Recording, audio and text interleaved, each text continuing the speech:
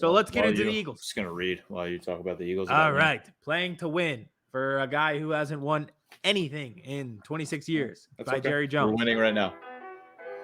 Oh, man. I like read. Book club's fun. Continue.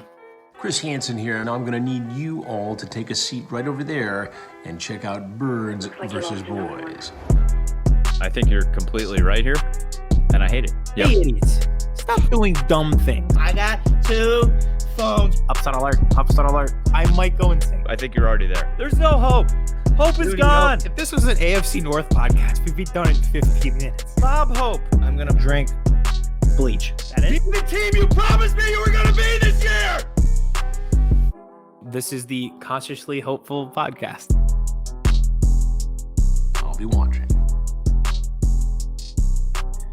What's going on, everybody? Welcome to episode 84 of Birds vs. Boys.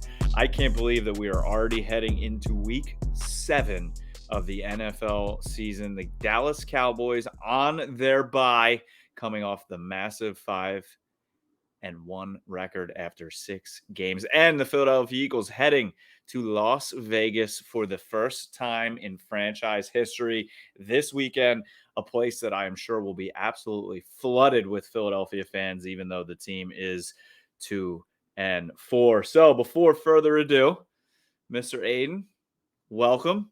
How are you? Thank you. I'm in a great mood. This is a great vibes week. Every year, there's one road game I look at and I circle and I say, this is the Philadelphia Eagles good vibes game of the year. Where, like you said, the crowd is flooded with Eagles fans, feels kind of like a party, feels kind of like a little bit of a takeover for us. And you say to yourself, throw the X's and O's out. This might just be our day. It happened before at last time when we played the Raiders in Oakland. There was a lot of Eagles fans. With that stadium, they were very close to the field. Nick Foles threw 7 touchdowns. That was our good vibes game of the year. I've had this circled. This is our good vibes game. I'm in a good vibes mood. Okay. I'm happy for you. I'm in a great vibes mode. You can be in a good vibes mode. I'm in a great vibes mode. No. It's good. Good is the top. You can't do great. You could be great. No. Strive for greatness. No, it's bad vibes, positive vibes, good vibes. Good vibes is like you're at an exotic beach location and you have a swim up bar. Positive vibes is like you woke up on the right side of the bed. Bad vibes is like your point guard getting kicked out of practice. So that is a little bit above the pool bar. I don't think you get the vibes scale. When you're 5-1 and your one cornerback has 7 interceptions through 6 games, you can have great vibes. You don't get the vibe scale, but that's okay. That's okay. Well, it's because you don't understand where I'm at. You've never been there. You haven't. It's all about breaking through ceilings. It's all about breaking through ceilings. Okay. I was 5-1. Literally, don't tell me where the ceiling is. 4-1, and then we went to LA to play the Chargers when we were playing that soccer stadium, and it was just an Eagles home game, and that was the good vibes game of the year. And then we were 5-1. And that was the great vibes time. So fine. See? I was great vibes. Yep. You okay. So you got it. Great vibes right now. I don't think you get it. Oh, I get it completely. Do you have technical notes before we get into the show? Not really. Not tonight. I have one. No. Yeah, go for it. I reached out to almost any possible Raiders personality, Raiders media member. And I think you're right. I think they're scared because I got one response back, and I'm not going to say who it was. And this guy sounds pretty cool, and I did want to talk to him. However, his mom passed away yesterday. Rest in peace. I apologize. But he offered to come on tomorrow with us, which I feel like is above and beyond the Call of Duty. And I told him it was okay.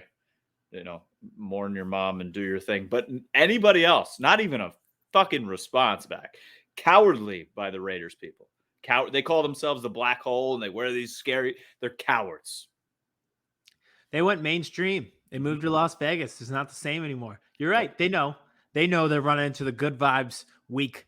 They know. They know it's gonna be a loss on the schedule. Good vibes loss, bad vibes loss for the Raiders. Good vibes win for the Eagles. They knew they didn't want to put up with it. They didn't want to talk to us, which is fine. It's fine. So since no Raiders personality wanted to come on the show, as of right now, we have no interview. However, I may have sent the link to join to about a half a dozen Dallas Cowboys who have their DMs open. So if someone just happens to pop in the show, anywhere from Semi Fahoku to Micah Parsons, we may have a guest tonight. So we'll see how it goes. I'll make a deal with you. We can refer to it as great vibes if if an NFL player pops into this podcast on a whim. We can be a great vibes podcast. Can you imagine if just because Mike is in New York City right now, just pops on, yo, and then he could even leave. I don't care if he says anything else. That'd be fine. Yeah, I'd be so mesmerized that somebody joined the show that I wouldn't even know what to say in terms of the interview. But I'm sure we could muster something up if that does occur. We'd probably call him Chris Hansen. All right. I have nothing else. It's episode 84. Like we said, it's heading into week 7. Slow down, NFL. Yes. Slow down. Like right? How are we here already?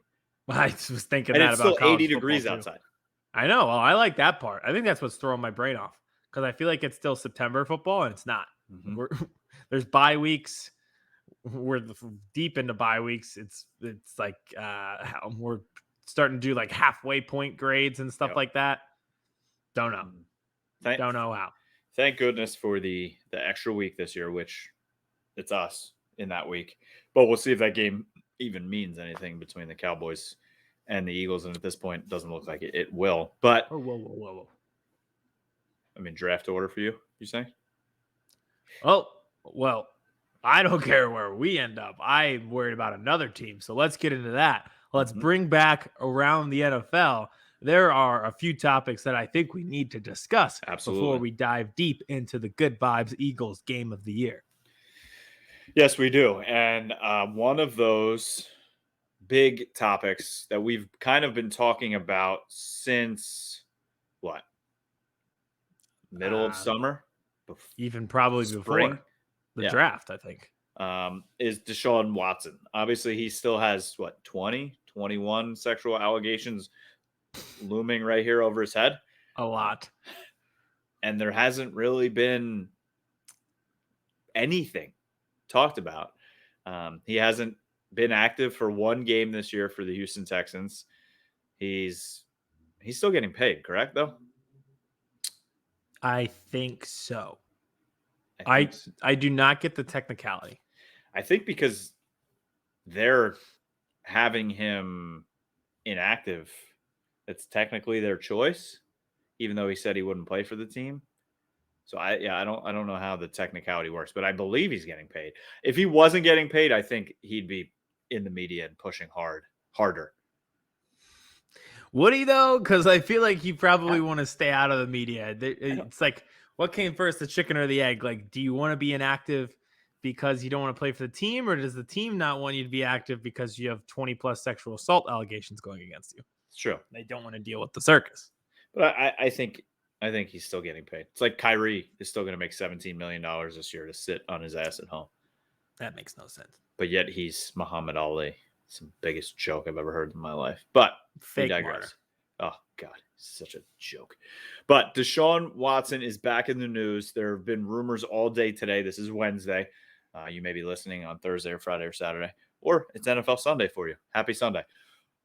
But Wednesday, right now, all day, Deshaun Watson trade rumors are back. Linked to not the Philadelphia Eagles, but to a team I think a lot of people had him linked to early on, correct? Yes. The Miami Dolphins. Now you might be saying, well, Tua's back from his injury. Yeah, well, they just lost to Jacksonville in London, gave Urban Meyer his first NFL win along with Trevor Lawrence. And I don't think Tua is the answer. I think he's still beat up. I think that hip is still busted. I think he's broken. I really do. I also didn't think he was that good to begin with. And I think Deshaun Watson, if he were allowed to play, would be a significant upgrade. Is probably Yes.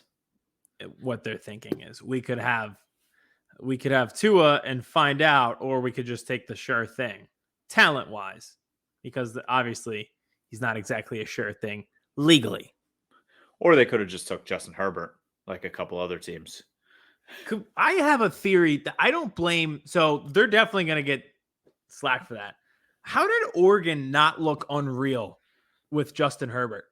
Like, I was listening to a podcast with an Oregon fan, and he was like, this kid is a generational talent, and they're doing stuff with him on the Chargers that it's like, why didn't we try that once when he was at Oregon? So I do like they're definitely going to take a lot of flack for drafting Tua instead of Justin Herbert, but at the same time, like, I don't think Oregon did him any favors. No, I mean, he had a good season the season before he left.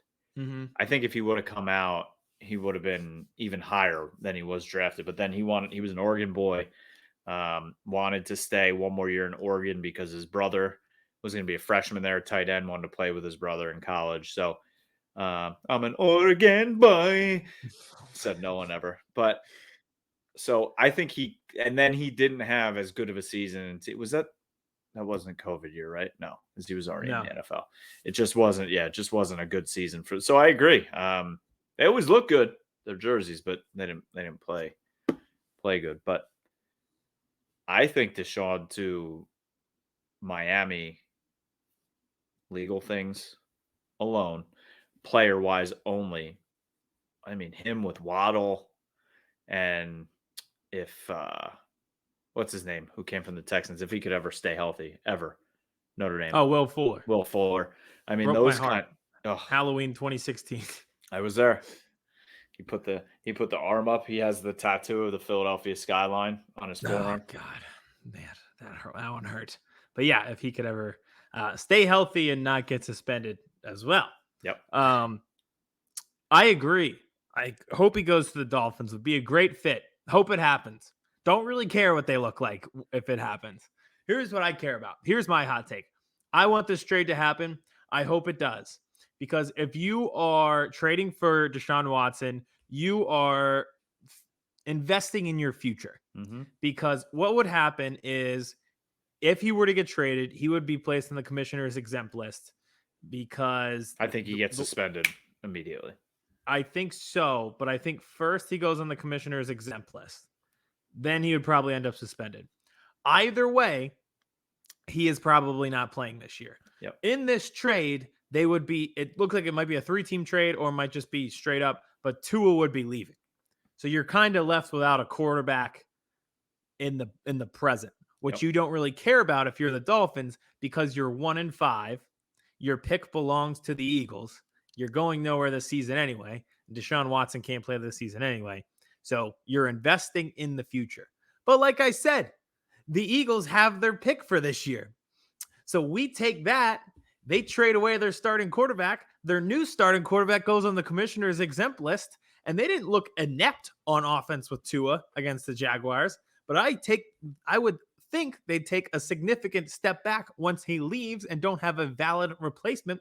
And all of a sudden, they would probably be in a free fall, which obviously would benefit the Philadelphia Eagles. Go Detroit Lions, Dan Campbell, DeAndre Swift, Jared Goff. I know you guys can do it. I believe in you. Just get one and let the Dolphins trade for Deshaun Watson and figure the rest out. Brian Flores makes it through, correct? He should. The first person to go is always the coach, but I just don't think it's his fault. Like, you drafted this kid and then you gave up on him in 2 years, and then you're bringing in a guy where you don't know if he's the quarterback. And when they brought Flores in, they were clearly in a rebuild tank mode, which I still yet to be seen. If you end up with Deshaun Watson and he's legally cleared, your tank worked, So it's too early to tell if that worked, but I feel like it worked if that happens. But also, we kind of benefit from this tank as well. Yep. And the rumors within this trade, it's a 3-team trade where Deshaun would come to Miami. I don't know what would go to Houston, probably picks, maybe also a player. And then Tua going to Washington. That's the part I don't fully understand. Like, how does Washington get into this? Did they give up their first round pick to go to Houston? Is this part of Miami offsetting the amount of picks that it's going to take? So they don't want to give up all the picks to Houston to do it. So they're willing to give up Tua and use Washington's pick to go to Houston. That's what I'm assuming happens, correct? That's my How about belief. Houston just like not wanting Tua? Because it's always been like Deshaun for Tua and picks. But maybe Houston's like, yeah, we're good. We're just going to draft a quarterback. Yeah, I think they just say to themselves, let's just get as many picks as possible. Tua can't turn this franchise around because we are so abysmal that there's no one franchise player that could do it. They could add Deshaun Watson on that team tomorrow. They're still going to be bottom dweller, top or bottom 10 in the league. So it doesn't really matter. If I'm Tua, nope. I'm not going on that field with his injury history. And think about Joe Theismann on that field. Alex Smith. RG3, Alex Smith with his hip and no. Bye. I don't know if you listened to Pardon My Take this week, but PFT was talking about the Sean Taylor celebration. And there's just sometimes we've all been there with our teams, but maybe Washington more so because you're not with your team winning and losing. You have to deal with every PR nightmare. And you could just tell the pain in his voice. He's like, this is the one player that I've ever cared about. If they rushed this jersey retirement as a way to cover up his emails, he was just like the pain in his voice when he was like, I'm done. Like, I will be done. And it's just like, I think we've all been there where we threaten to be done, but there's just like severe pain when he said it because it's a PR nightmare. It's not a talent thing. Did you also see, speaking of this whole ceremony, I guess we could call it, obviously they rushed it 72 hours before we found out, the family found out. It was obviously trying to get the email scandal out of the news, but it kind of absolutely backfired on them. Did you see like the little things within that day as well? Like they renamed the street outside Sean Taylor Way or Street, and they took a picture with his family, and there's just porta potties in the background. And like, no, I didn't see that. That's the picture they put out. And then the family was on the field pregame. And if you ever see Daniel Snyder at a game, he always has a suit on. He's just one of the, like most owners do, jacket, sometimes a tie. He was wearing a hoodie that day. Like, what? Can they get anything right ever? No, it's just there's teams that are worse statistically, but no, the Washington football team is a bottom dweller in terms of class, culture, everything. They're going to get the name wrong. I forgot to tell you guys my conspiracy theory. You're going to love this.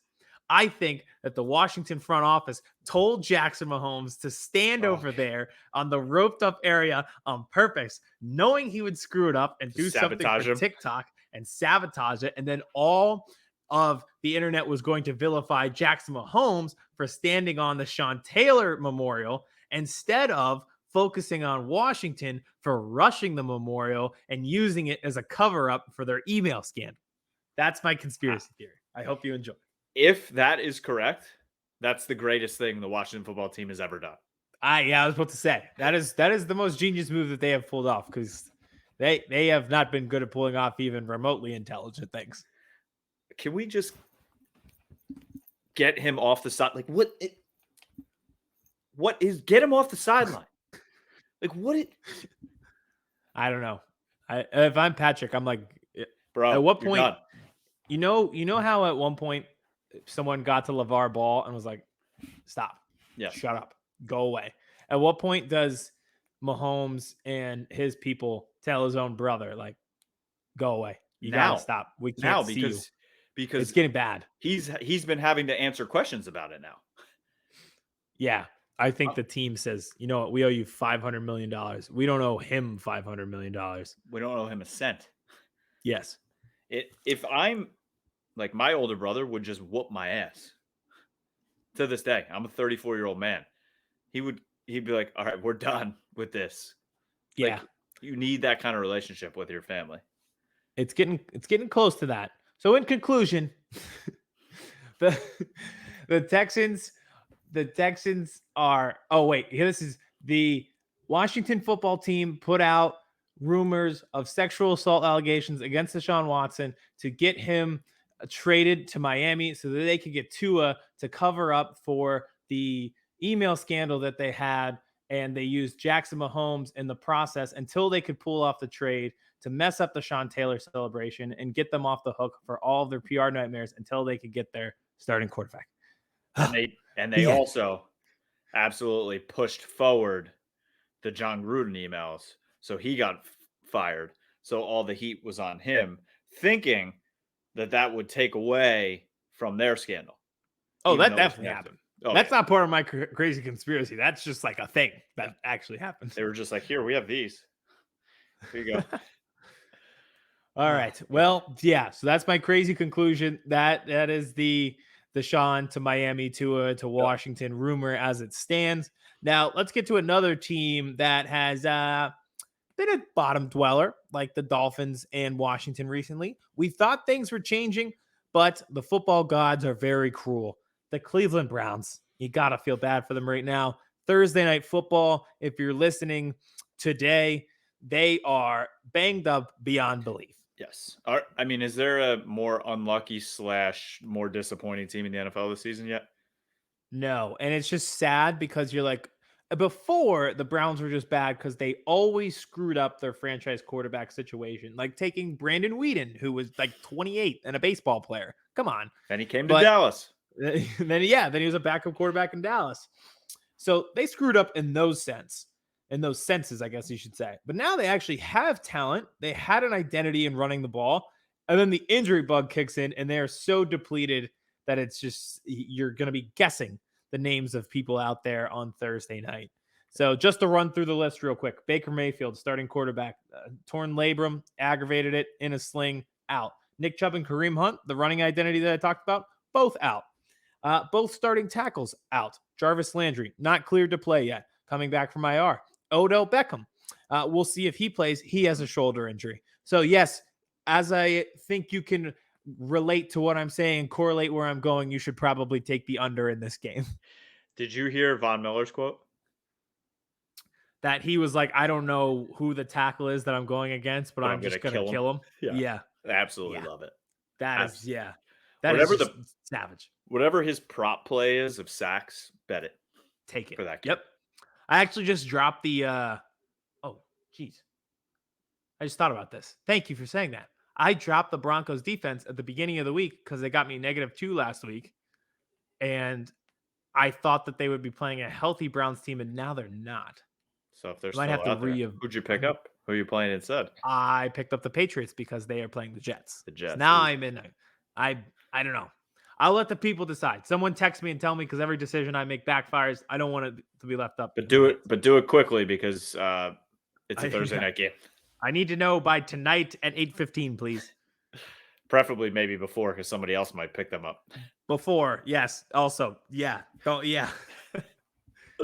For me. So for the Browns, Case Keenum is starting at quarterback, the former Viking starting quarterback. You know him all too well, Philadelphia-wise. Greatest moment of my life. That pick six, it validated every feeling I had that day. Talk about good vibes day. That was an all-time good vibes walk to the stadium. It's going to be a positive vibe, good vibe. It was positive vibes when we woke up. Then it elevated to good vibes. There was in a hurry. There was no chance. They stood less than no chance in that game. I could tell but during warm-ups. I could tell during warm-ups, and that Case Keenum pick six solidified that for me. He is the perfect quarterback, though, if you need somebody for like 3 weeks. Mm-hmm. You know, you do not want him to be your quarterback for 16 weeks, now 17 weeks this season. Yep. But for 3 weeks, I feel like he's totally fine. The problem is he's not going to have anyone to throw to. I don't know the running back's name. He's been a hot commodity on the fantasy world because who else is going to get the carries? And then he's throwing the Donovan Peoples-Jones, who's coming on strong, but he has no one else to throw to. Who does he have? Donovan Peoples-Jones, Austin Hooper, and Njoku? Is that it? I believe so. And wasn't Hooper hurt as well? He might be. He might be back, but Njoku was getting a lot of playing time because I think I loved Njoku coming out, and he has just been a complete disappointment. Athletic freak. But except for the Chargers game, it was just like, oh, this is kind of what we expected for the last 3 years. How did this happen now? Yeah. It's funny how that happens. Funny how that happens. So that should be an interesting Thursday night football game in the sense that you may not know anyone on the field. And for the Broncos, I mean, they haven't even activated Jerry Jeudy. KJ Hamler is going to be out for the season. Yeah, I mean, and there's There has been rumors about the Broncos. Yeah, Thursday Night Football is back. The Broncos dabbling in the quarterback market before the trade deadline as well. So Teddy Bridgewater looked good in the beginning of the season. They were 3-0, and now he's kind of falling back into Let's Teddy get into the Bridgewater. Eagles, because this is what I said a few weeks ago when people were dreading the schedule. I Go for said, it. get into art, go to the art museum. The weather's still nice. Go Mhm. down to the parks, take a walk around the park, take a walk. There's a nice bike trail near the Schuylkill River. Maybe ride your bike, because football's not for you. You're not mentally cut out for it. If you're scared of the Panthers, the Broncos, and the Raiders. And here we are. We beat the Panthers. They've fallen off 3-3. Broncos have fallen off. They're 3-3. Raiders, they're kind of in topsy-turvy. They did win, but their coach resigned in disgrace. And they've fallen off recently too. They're 4-2. They're going to fall off So- this week because my rule of thumb, always bet a team when their coach is fired or resigns. You bet them that week. They always win. But then the week after, they crumble. Yeah, I may have to amend my rule. My rule is always, the cardinal rule is you bet a team after they fire their coach. But now I have to amend it to, if they fire their coach, asterisk, if he has to resign in disgrace. Yes. So So does that mean we're betting Washington State this weekend? Yes. Oh yeah. I don't even know who they play, but yes. Thank you. Write that down, Vince. Write that down, please. Someone tattoo it on the back my forehead so I remember to bet this week. That is ultimate, especially the way he was fired. I hope they're playing Alabama. Yes. No, I think. They definitely don't play. I think they might play one of the Arizona schools. There we go. Washington State Cougars. Ooh, BYU. That's a tough one. BYU is a 4.5-point favorite. Oh, well. Okay. Where is the game located? That's a big thing. It's at home for Washington State. Oh. And they're coming off a big win against Stanford. This is the rule. This is the rule. The only way I'm not even going to say it. I almost screwed everything up. Into the Eagles. No, because I'm going to screw it up for you too if you bet this game. Right, so let's get into the Eagles. I'm just going to read while you talk about the Eagles. All right. Playing to win for a guy who hasn't won anything in 26 years by Jerry Jones. We're winning right now. Oh, man. I like to read. Book club's fun. Continue. Thank you. All right. Good vibes. Game of the year. It was Buffalo in 2019 when all the fans took over. I mentioned the Raiders game before. It was LA, the Super Bowl season. There's just one every year. We just show up and have a good time. I think 2018, I got to think about what game it was because there was a few, but we had a good time. So I am all in. I have this game circled. It doesn't matter about X's and O's. I have some X's and O's written down, but this is the good vibes game. This crowd is going to be 50-50 at best. Easily. I feel like it might be 60-40 Eagles fans. The only thing that might sway it is if we can't make it in from the parking lot because everyone was partying in the Vegas clubs the night before. So we'll see. But I think this is going to be one of those games where if you leave the room and something happens and you hear cheering, you're not going to know who actually did something good.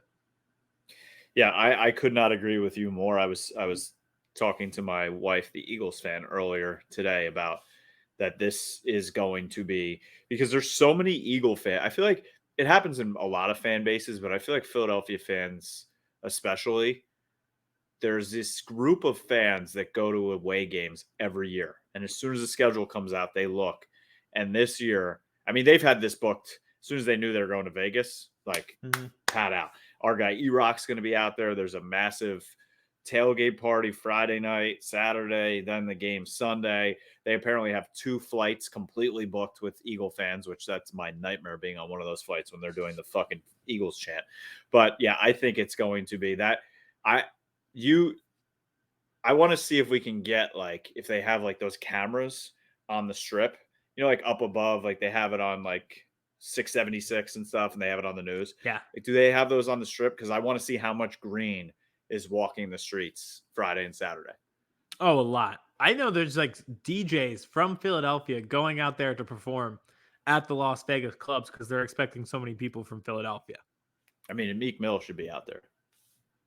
He might be, unless Robert Kraft tells him to come to the Patriots-Jets game. So who knows? I think there's going to be a lot A lot of fans out there. As for the X's and O's, I think this is the game that Miles Sanders gets started.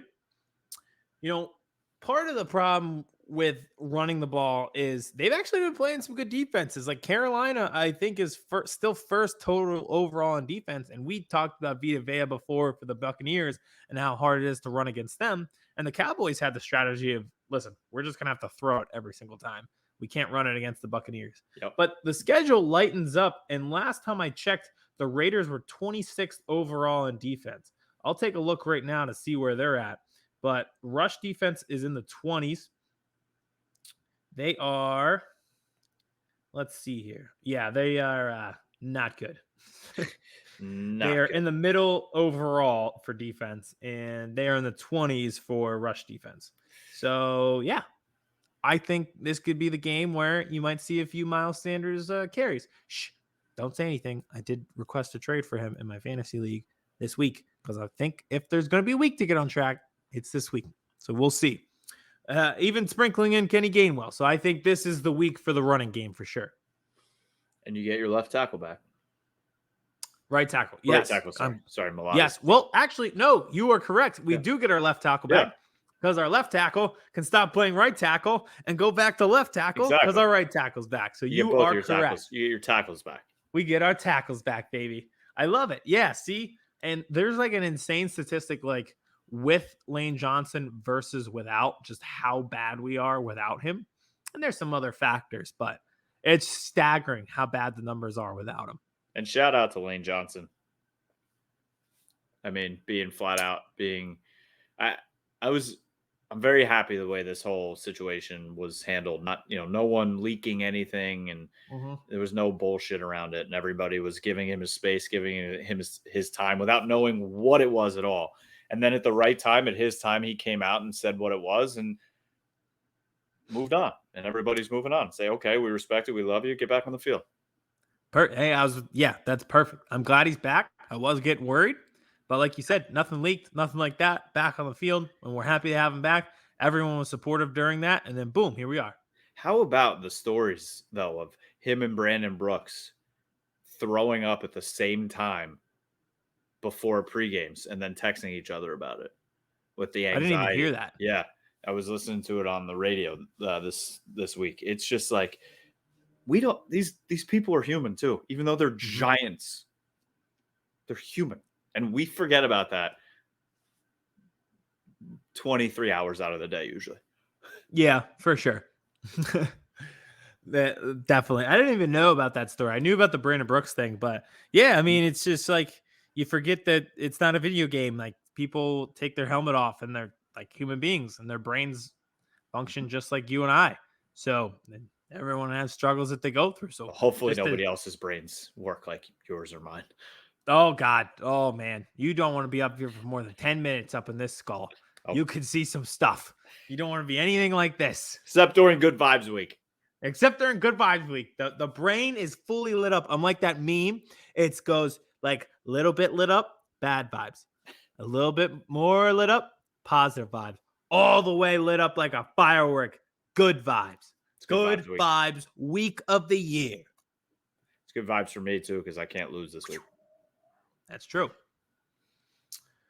Jalen Hurts point. So another fantasy thing. I have Herbert and Hurts. Every single week I choose the wrong quarterback. No joke. I've statistically chosen wrong every single week. So Hurts this week has to start because Herbert's on a bye. I'm very excited for him to score -3 points and still choose wrong even in a bye week. You might as well just gone with nothing. Yep. And then for Hurts this week, we got to see some progression in the passing game. There's just too many throws that we're missing. I think that's part of learning. And like I said, this is the part of the schedule where I want to see some growth from the coaching staff, from the quarterback, from the young players. This would be a great week to do it for Jalen. I don't know if you saw the quote, but he was like, we're learning, we're growing. There's definitely some throws that I need to make that I know are there. I'm working on making those. And then it could have been done right there and be like, all right.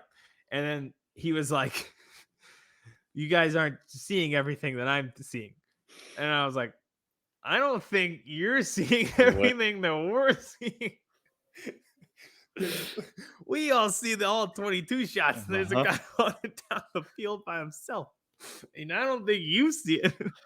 Oh, I did. Oh, I did feel your pain for a moment during the Cowboys Washington or New England game when Zach Martin was called ineligible receiver downfield, and it hurt my heart a little bit. It's tough. Felt for It's you. tough. That There was a game where it happened against me, and I was like, wait, no, that's not allowed. that was the first accepted penalty against Zach Martin since week 1 of 2019 And it wasn't even a hold or a false start. A legal man downfield. because his quarterback was scrambling, and that happens sometimes, or it happens every time for some players. Yeah, if it's one of those plays that are at the line of scrimmage, like with the bubble screens, if it takes longer than it needs to, you're automatically screwed because your blocking assignment is 5 yards downfield. It's so funny. Like when I was at the Eagles-Chiefs game and my wife and her sister, and I'm trying to explain it to them, and they're like, that just doesn't make sense. Why can't he just run? I know. I'm like, yeah, I gotta understand what you're saying. Like, yeah, but he trying to can't throw it to him, so he can't. They're like, so? Yeah, you can't just run downfield and take somebody off their cleats. I'm like, yeah, we can't do this. Yeah, it's not how it works. But yeah, so we'll see. I'm excited for Jalen Hurts progression. I think this is a big Miles Sanders week. We'll see. First game without Zach Ertz, so this is kind of Dallas Goedert's time to shine. So I have good feelings about the offense. I really do. I have good feelings in general. Did you see the picture of Ertz? He had the bracelet on. Yep. I loved it. Yep. He's always an Eagle at heart. He is. I said this last week. Just like any athlete who comes to the city, just emulate everything Zach Ertz did, and you will be totally fine. Yeah. It's not as hard as it seems around here. Nope. And just win a championship. That helps. There's a lot of lovable losers. Like there's a lot of guys who never won anything, and the city still loves them. Allen Iverson. Allen Iverson never won anything. Kevin Cobb. Mike Vick, who Kevin Cobb replaced. Everybody loves him. He had other issues too, and people still love him. TJ McConnell, yes, that's a good one. TJ McConnell, as one I was going to suggest as well. Yep, there's a lot of guys who didn't really put results in terms of championships. We never got a ring out of it. Roy Halladay never technically won a ring here. Yep, that's crazy if you think about that. Wow. I know, very crazy. Oh man, how fun baseball in October is when your team is in it. Atmosphere is incredible. I haven't felt it in 10 years, but must be nice. Looks fun from afar. It does. I feel like if your neighbor throws a party and like you don't know your neighbor enough to get invited, but they have all of their friends over, and you're like, wow, that party looks like a lot of fun. You're just like peeking through the blinds as you're just sipping your beer by yourself. You're like, you're like, oh, maybe I'll have a drink by myself just to see if I can feel what they've got going on. Maybe one day I'll be over there. That's how I feel. Maybe I can bring my vibes up to good vibes. Good vibes. Oh yeah. Yeah. They're here this week. Mm-hmm. Anything else for you? I think my main points were Miles Sanders, run the ball, make things easier for Jalen Hurts. Yeah, I think the Eagles have a very, very decent shot. I'm not going to say good shot, but a very decent shot to win this game. I think they're 3-point or 4-point underdogs. 3. 3? Yep. I kind of like that from a betting perspective as well. And one other thing, I have a question for you, especially with you're talking the progression of Hurts. And I've seen multiple things on Twitter, and then I saw a friend of mine on Facebook post about starting Gardner Minshew. Can you just talk, like, he's QB3 for a reason still. Yeah, what is starting him right now get you? Nothing. So there was an article. The future. Yeah, so that's how this is. All right, this is Media 101. Some idiot puts out a hot take, and the title of the article just says, the Eagles should bench Jalen Hurts. And then it inspires everyone to react because that's outlandish. It makes no sense. Like you said, it doesn't get us anywhere, and we can't figure out if he's the starting quarterback. So everyone reacts to it. And everyone says, hey, idiot, that's a dumb take. Here's all the reasons why we need to start Jalen Hurts to find out. And then everyone sees that. There's certain people that see that, everyone being like, well, we have to start Jalen Hurts. And they're like, well, let me play contrarian. we don't have to. What if Gardner Minshew is the answer? And that is media 101 these days. Put out an outlandish take. Everyone with common sense will react to it. And that will generate clicks and views and attention. And then someone will play contrarian to the common sense take. And then you have a full-on engagement. Thank you for coming. You don't even need to spend $40,000 at college. I got you. Mm-hmm. Just spend $40,000. Send it to Aiden's Venmo. Send me $40,000. He'll take that. But yeah, no, I'm putting it on Eagles +3. I feel like so many people also have forgotten how many little games that Jalen Hurts still has started in his NFL career. I feel like people think he started all season last year and just forgot about everything with Carson Wentz. Yeah, PFF Player of the Week, Carson Wentz to you. How about that? But yeah, so just give Jalen Hurts the full season. And I forgot to mention with the Deshaun Watson thing, if he gets traded, we can finally stop the charade of looking over our shoulder that Deshaun Watson could potentially be coming. And it's just fully Jalen Hurts' team. I think anyone who kind of follows the team and isn't looking for hot takes and stuff like that knows that this is Jalen Hurts' ride for the entire season. Got to figure it out. And I mean, that died for me months ago when we found out that Philadelphia is on his no land zone for where he wants to be traded. So, and do you have a no land zone if you were landing your private parts on massage therapists? Like, allegedly. Allegedly. Still got to use that word. Sorry. Allegedly 25 people. Yeah, allegedly. Yep. We're doing our legal duty here for producer Vince. Yes. Vince used to work at a law firm, so he knows all about it. Yeah, and then he didn't mail back his laptop. Allegedly he didn't mail back his laptop.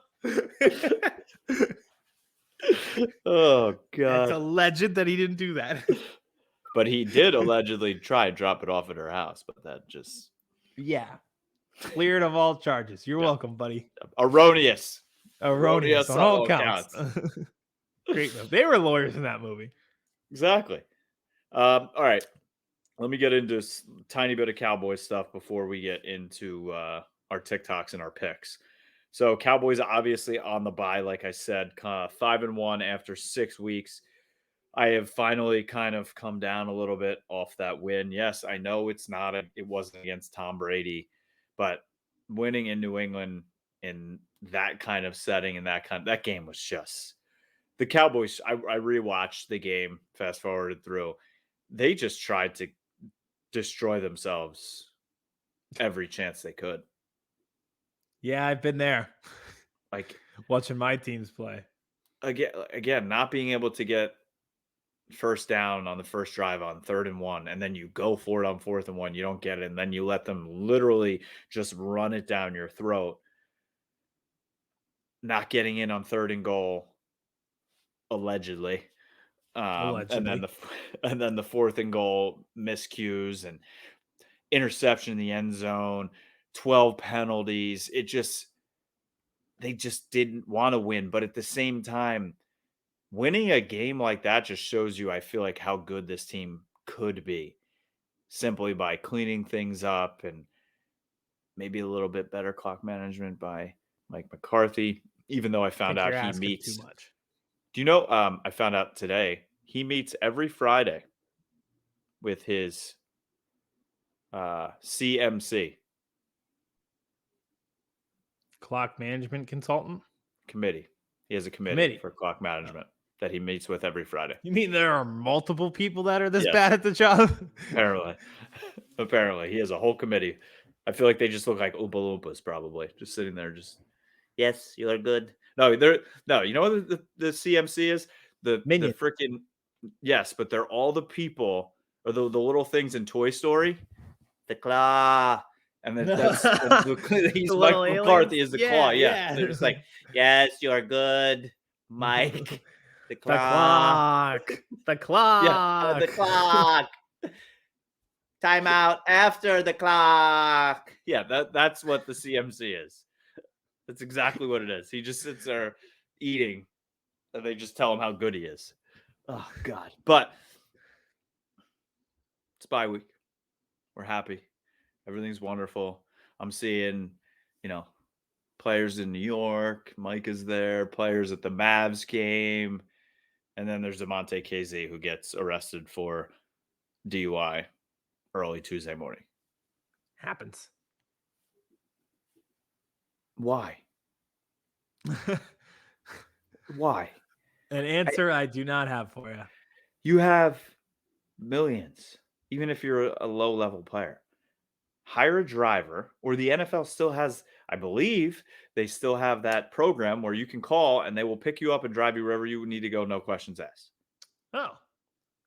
I don't understand. Ubers. That's unreal. Yes. So I get it. You want to drive your fucking McLaren. You want to look cool. But can we not once? Can we just have nice things? We have nice things now. Why do we have to ruin the nice things? For once, these bargain fucking safeties are playing really well. And now one of the bargain safeties who's playing pretty well, even though he didn't play well on that 87-yard touchdown pass that burned Diggs and him. Why? It's so fucking frustrating. I get it. You're off for a week. You just want a huge game. But I'm not telling you can't party. I'm not telling you can't get drunk. Drink all you want. Party all you want. Good vibes. But why do you have to get in a car? Why? I do not know. know. It's definitely a distraction, though. From, like you said, don't mess up the mojo. Mm-hmm. Something that could mess up the mojo, though, is the Dak injury that I'm slightly a little bit concerned about. I'm not. You don't think there's any chance he misses the Vikings game? No. This is something they'll talk about for 2 weeks on Get Up on ESPN, and then he'll play on Sunday.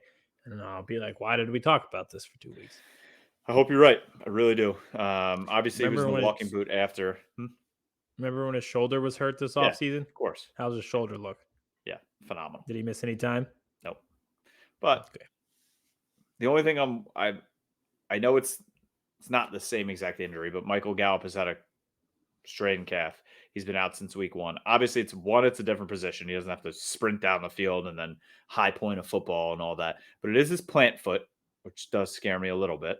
But we'll see.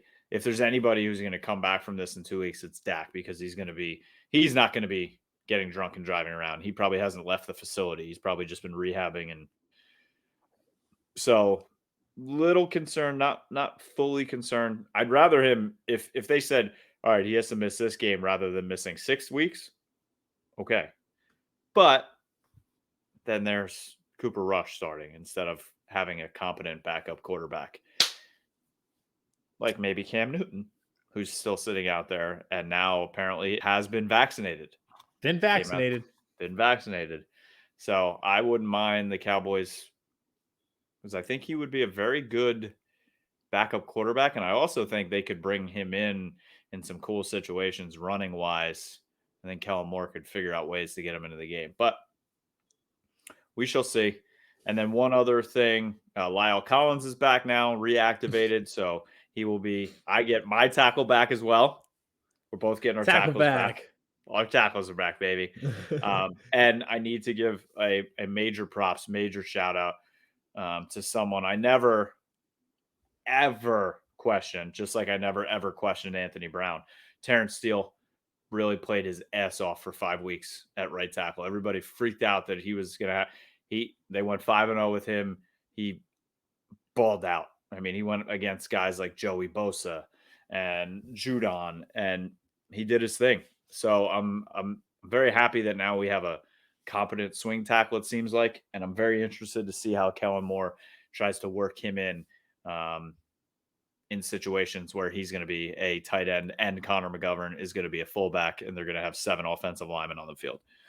I'm very, very interested and happy. I think it's going to be 7 outrageous. 7 offensive linemen, sign Cam Newton, and just from every play from the 2-yard line, just bowl over people. Can you imagine having? It'd be fun just to try. Can you imagine seven offensive linemen, Dak, Cam, and Zeke on the field? That'd be hilarious. But I just think like just put 7 offensive linemen out there and put Cam out there, and it's going to be very reminiscent of like the Auburn offense of just like, Yes. okay, here it is. Figure out a way Thank you. to stop Bang. it. It's Good just night. like, yeah, not going to happen. So, yeah, I'm excited. Things are high. Things are good. But they could get better. There are still some free agents out there I would not mind the Cowboys dabbling in before the deadline, November 2nd. Quentin Williams is out there. Could shore up the defensive tackle right in the middle. Earl Thomas, yes, Vince. Or another safety, Marcus May. The Jets are just trying to sell people off. So if I could have Quentin Williams or Marcus May, I'm in. More on Quentin Williams. I may even give up a 1 for him. I'm all in for this year. He's young. If you saw anything in that damn New England game, when a team wants to run it down the throat of this defense, they're going to be able to. So you need a body in there. I know they're getting Neville Gallimore back. I know they're going to get Tank back, which will help the run defense. But we need something else. We need another badass on this defense because this defense is far from a shutdown defense. Far from it. So they need to be opportunistic with the turnovers, like obviously Trayvon has been. So we'll see. I don't have high hopes for that, but you never know. Just like they did with Michael Bennett a couple of years ago. You never know. Yeah, I forgot about that. He was around the league. He was everywhere. But yeah, But they only had to give up a 7 for him, so that was a little different. Yeah, I think we gave up a 7 too. Like it was like nothing. That was wild. But all right, you're good Cowboys wise. Yeah. 5-1. Good vibes. Good vibes all around. Good vibes everywhere within the show. All right, time for our picks presented by Odds Crowd. I will just say this, famous last words. I had trouble deciding because of how many I liked. Ooh, okay. Don't know if you felt the same way. Yeah, I did like a few. Yeah, see? All right, you want me to pop off one? Yeah, go for it. You go first. All right, I think you may enjoy this one. I don't know if you're going to have this one on your list. You could. You might. So your PFF player of the week and the Colts seem to be getting things rolling a little bit here. They're heading to the 49ers, who are a little questionable, I feel like still. I know Jimmy G might be starting this week again, but I don't know. They just haven't lived up to the full hype yet. I know it's in San Francisco, but that doesn't scare me that much. Carson's okay on the road. Colts are laying 4 points here. They're getting 4 points. So +4 here. I feel like the Colts could win this game outright. And if they do lose it, I feel like it'll be close field goal type game. So I'm taking the Colts +4 against the 49ers. I did not have that on my list, but I looked at it and I was like, that is surprising that it's +4 for the Colts. Mm-hmm. I did not see that because, like you said, 49ers have been pretty depleted. They're going to be without George Kittle. Yep. So I thought that was interesting. Maybe it's just Vegas needs the Colts to prove it against somebody who's not the Texans, which is fine. That's fair. Which is fine. Yep. Fair totally enough. Fair. All right. So my first one, going back to over reliable, the Patriots are playing the Jets. Bill Belichick is playing a rookie quarterback at home. We've seen this movie.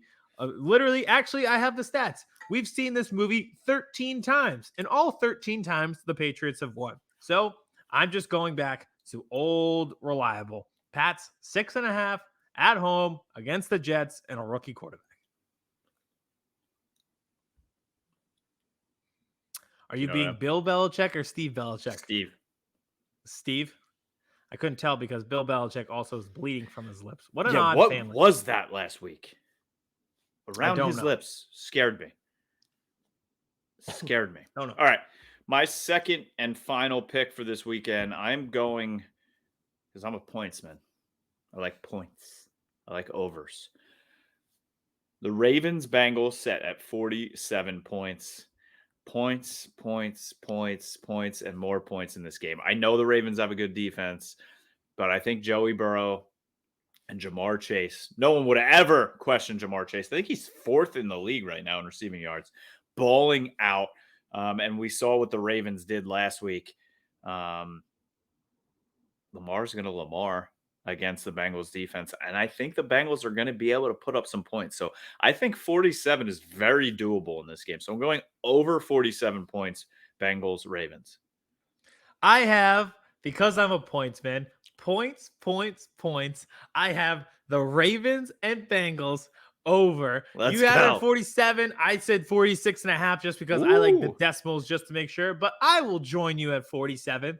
For everything you said, I think the Bengals are able to score points. They just put up 38 against the Lions. And even though it's a bad Lions team, who cares? They've been able to score points all year. They went into Pittsburgh and scored points against a pretty good defense there.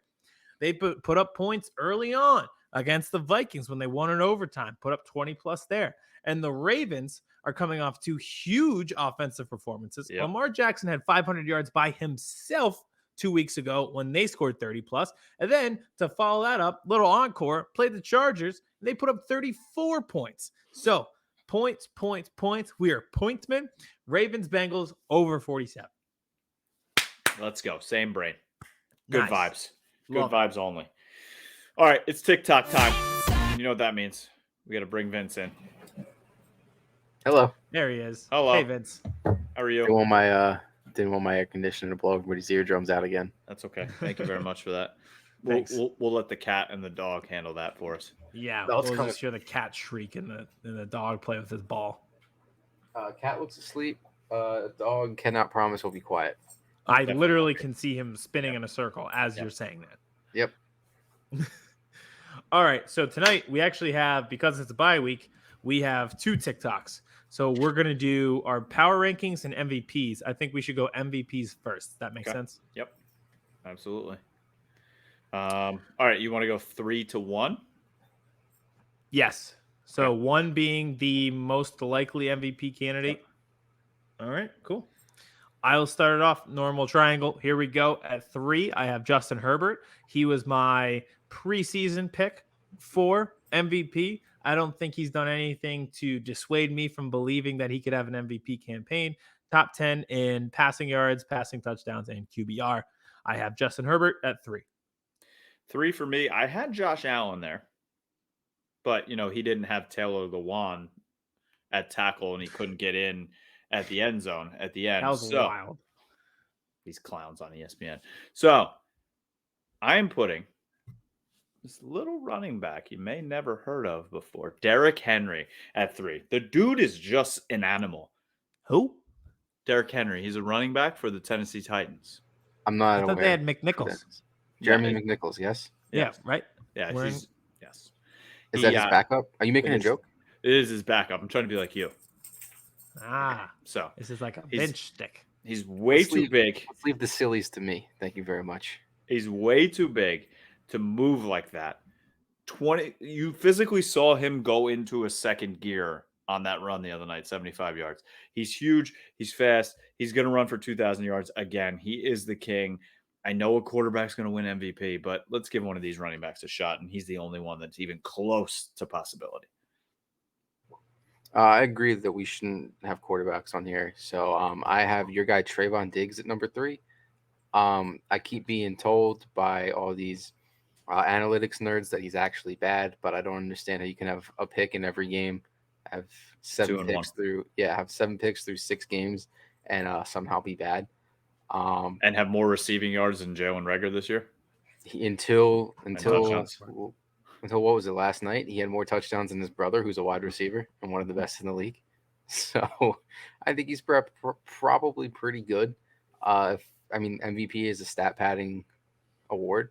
So if there was ever a time to give it to a defensive player, I think now is it. This guy, smart guy.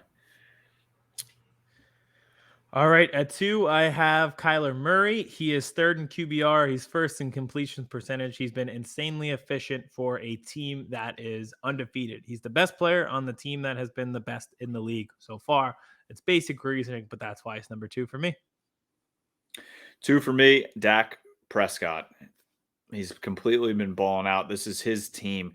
He is the leader fully and completely of the Dallas Cowboys. He is America's team's quarterback of the Dallas Cowboys. There is no better position to be in sports, and he's balling out. The most ever yards thrown against a Bill Belichick defense, and he did it in New England.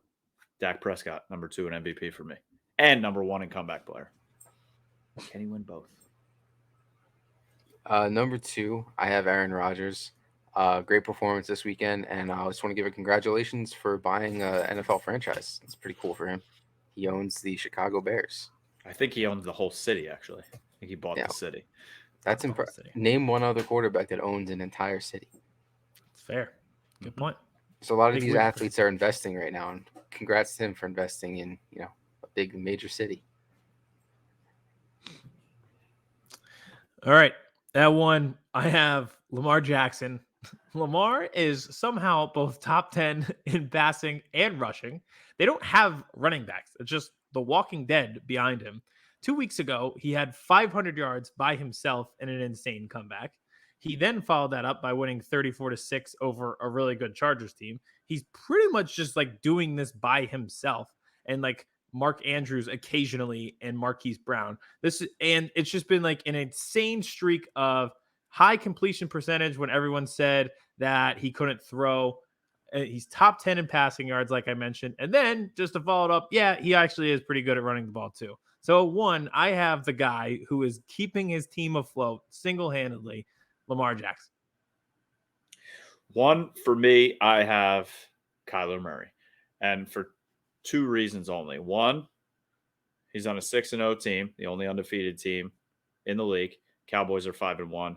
And two, because you TikTok losers would be like, oh, of course the Cowboys fan put Dak Prescott 1. So that's why I put Dak 2 and Kyler Murray 1. But in your heart, you believe he's 1? 1A, 1B. I feel like they're right there. Maybe, yeah, Dak's 1 because he's a lot taller. Bigger man. I don't know how to put Dak Prescott number 1. I don't know how to edit this at this point. Number one, I called my shot. I called my shot at the beginning of the year. I'm going to stick with it. I've got Matthew Stafford. I think he's most likely to stay steady throughout the whole year. Kyler and Lamar could potentially get injured, fall off. They do a lot of running around, could get hit, could get hurt. I think Matthew Stafford is the best shot of remaining consistent throughout the entire season. Dog is fucking getting it in back there. Yeah, he's doing asleep all day. Asleep all day. It's ridiculous until right now. Mm-hmm.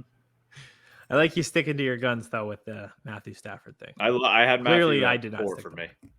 Matthew was 4 for me. Yeah, it's easy to say now. Mm-hmm. It's all right. Justin Herbert was 1, and I moved them back to 3. All right. Oh, nice. Wow. All right. Like we said, we got a double dip tonight. So we'll just keep going strong.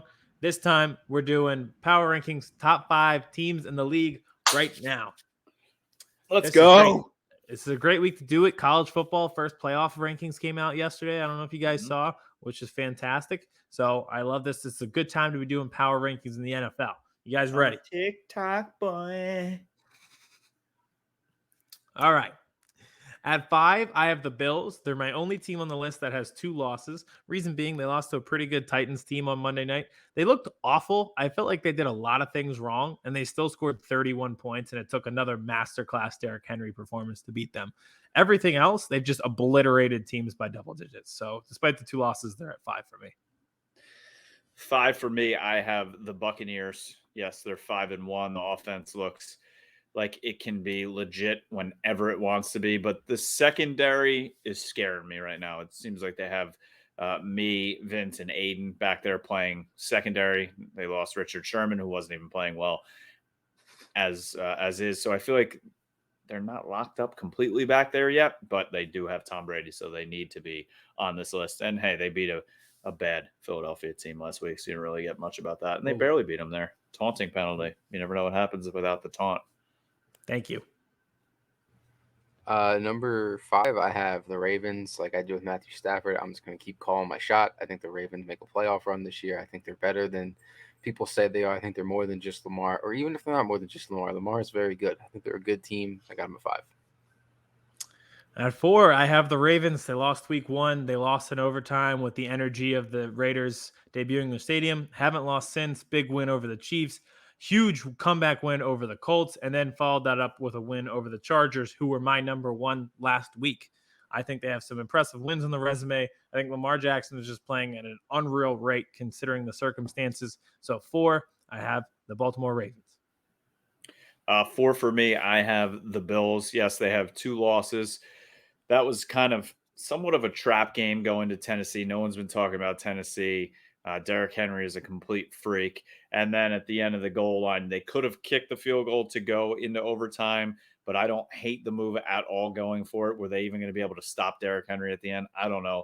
Maybe if Taylor Lewan was there for the quarterback, Josh Allen, they could have scored on that play. They didn't, but they were throat punching teams for 4 weeks in a row. This is a very, very good team, and they'll be back. At 4, I also have the Bills. I didn't hate the decision to run because, I mean, with the last 2 weeks in the NFL float, you're going to give the ball to a kicker for the game when your 6'7" quarterback can just fall forward, and the statistics say it's going to happen almost every time. They just got on the wrong side of that, and his feet gave out. It's because Taylor Lewan wasn't there. Yeah, if Taylor Lewan is in there for the Bills, I think they win that game. Shout out the Brew Crew, Chris Broussard. I think that's a part of my take. That's not me. Mm-hmm. No, I still think the Bills are a wagon, and that's just that Titans loss is just a momentary slip up. Mm-hmm. Agree. At 3, I've got the Tampa Bay Buccaneers. They've been obliterating teams back-to-back, huge blowout wins. Their only loss is to a really, really good Rams team who also has 1 loss. The Cowboys are good, and the Bucs beat them as well. So I think strength overall, you can really see it with the firepower in this Bucs offense. 3 for me, I have the Dallas Cowboys. I had them 2 last week, and yes, they won again, but I shifted them down a little bit just because of the way that they won and the issues they had penalties-wise and defensive-wise at times. The offense is going to be unstoppable all season as long as they stay healthy. They look unbelievable, 5-1, and then they're heading into their bye to get even more healthy, and they're going to be getting so many players back, which could make them even more scary heading into the future. Cowboys at 3. At 3, I have the Bucs. Like Aidan, losing to them by 6, not that bad. They're top 5 team in the league. So if you keep it within 6, I'd say you're probably in a pretty good spot. So Bucs, top 5 team. Exactly. Taunting penalty was the difference in the game. Must be a pretty good team for it to come down to one possession. 1 flag. That's it. Mm-hmm.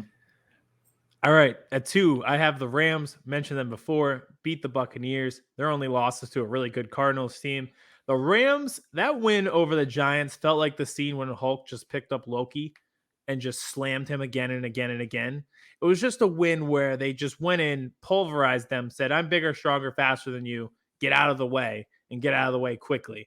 They just dominated. They've had some dominating wins. So I like the Rams at 2.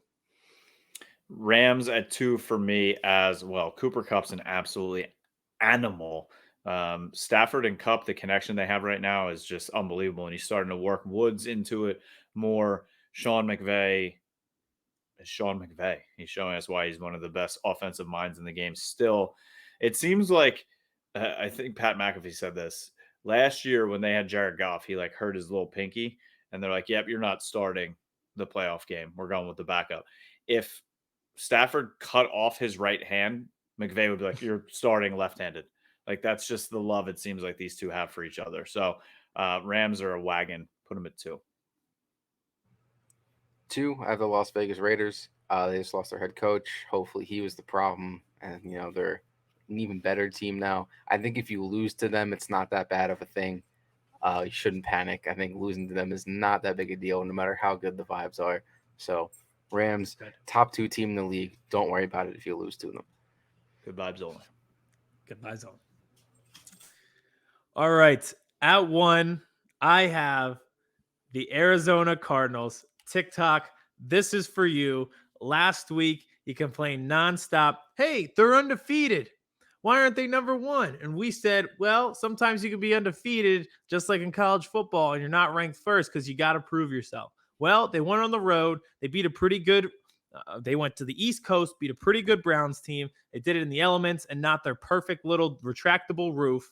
They proved something. They are now compiling a few good strength of schedule wins. The offense looks great. TikTok, this is for you. This week, the Arizona Cardinals are number one. Number one for me. I'm bought in. It's the Cardinals. Just like Aidan said, we were right there. We believed in them, but we didn't know. Close. We had a couple question marks. Question marks are gone, which means they're going to lose this week. They play this week or are they going to bye? They play the Texans. Yeah. So if they lose this week, then we're TikTok blame us.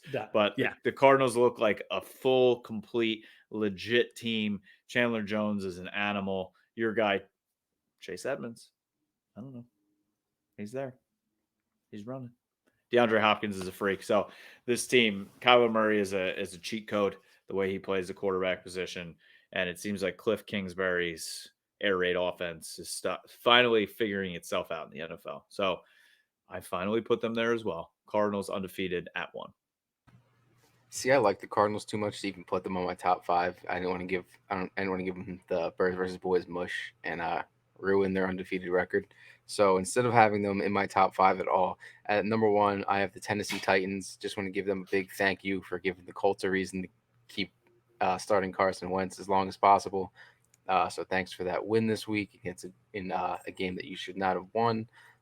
Again, just appreciate it. Keep on making Carson Wentz start games. I don't hate that. You don't? No. People will. Trust me. Oh yeah, well, obviously. I'm being a Vince lover. People won't hate it because the people love Vince. If it was me or Aiden, they'd hate it.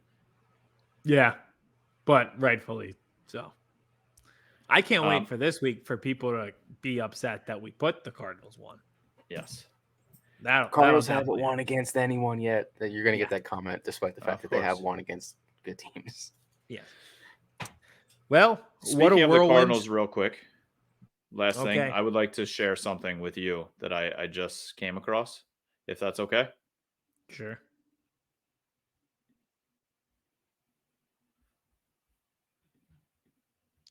All right, this is Kyler Murray. Oh, he's with Zach Ertz. This is weird. Him and you know what? What sucks? He looks good.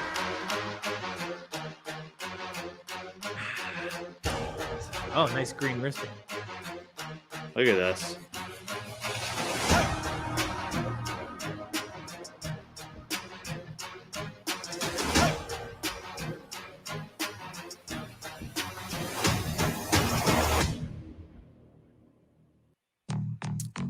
Well, that was painful to watch. I think what's even more painful is the fact that he actually looks good in those red Arizona uniforms. But I did see his little Eagles bracelet.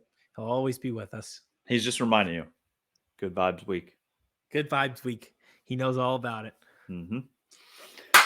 Bye week, baby. Can't lose. Good vibes week. Everybody enjoy the Eagles scheduled Good Vibes away game of the year 2021. We'll see what it is in 2022. And we will be back Sunday night to recap this game and celebrate the good vibes. Stop driving drunk. Chris Hansen here, and I'm going to need you all to take a seat right over there and check out Birds versus Boys. I think you're completely right here, and I hate it. Hey, idiots. Stop doing dumb things. I got 2 phones. Upset alert. Upset alert. I might go insane. I think you're already there. There's no hope. Hope is gone. If this was an AFC North podcast, we'd be done in 15 minutes. Bob Hope. I'm going to drink bleach. That is the team you promised me you were going to be this year. This is the Consciously Hopeful podcast. I'll be watching.